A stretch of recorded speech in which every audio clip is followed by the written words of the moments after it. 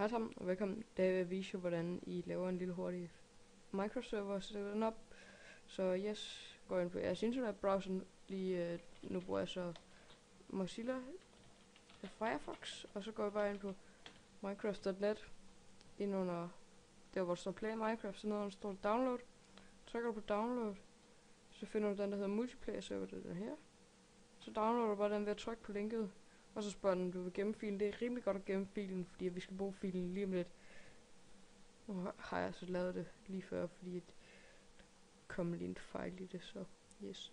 Så tager vi simpelthen bare og dragger den ind i Minecraft server mappen, som jeg har lavet. Altså det er bare at lave en helt ny map. Så alle filerne laver, fordi den laver 4 eller 5 filer, tror jeg. Så de ikke kommer til at ligge på skrivebordet, fordi nu har jeg lige fået ryddet op på det. Så ja. Vi slår den derfra, så den ikke altid skal spørge om det her, hver gang vi skal starte serveren. Så kører vi den bare, og så generater den simpelthen bare en Minecraft server. Kan jeg lige prøve at gå ind under Minecraft.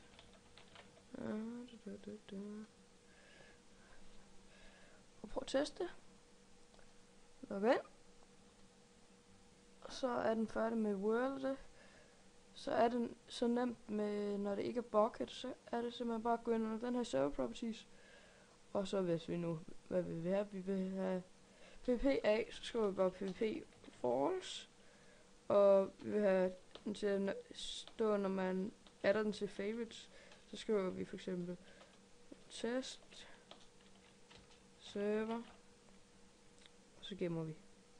Så skal vi så stoppe serveren. Det gør vi ved at ikke rykke op i krydset, fordi så kan den godt box. Vi skriver simpelthen stop nede, der hvor du kan skrive, og så stopper den og saver det hele.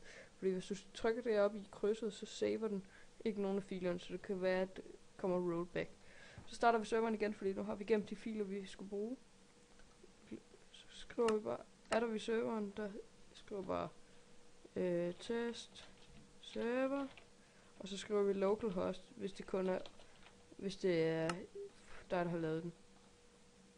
Og så står der, så går jeg bare ind på den, og så er jeg inde på serveren. Der kan I se, lagget not connected, og så loggede jeg ind. Så ja, det var en lille hurtig tutorial om, hvordan du lavede en Minecraft server, en meget nem Minecraft server. Der er lige noget, vi mangler. Hamachi, det er noget, I kan bruge til at lave Minecraft serveren, for eksempel. Så behøver I ikke til at gå ind og, lave alt muligt med jeres router og redigere den og åbne portene og alt det der. Så altså, hvis den ikke skal være offentlig og sådan noget, altså så alle kan komme ind og spille på det, så synes jeg bare, I skal bruge Hamachi. Jeg kan lægge link nede i beskrivelsen til både det, og hvis I nu gerne vil have Minecraft, men det er jo bare, vi ved Minecraft.net, så det er jo ikke så svært. Det var det for den her gang, så vi ses næste gang, jeg laver en video. Hej hej.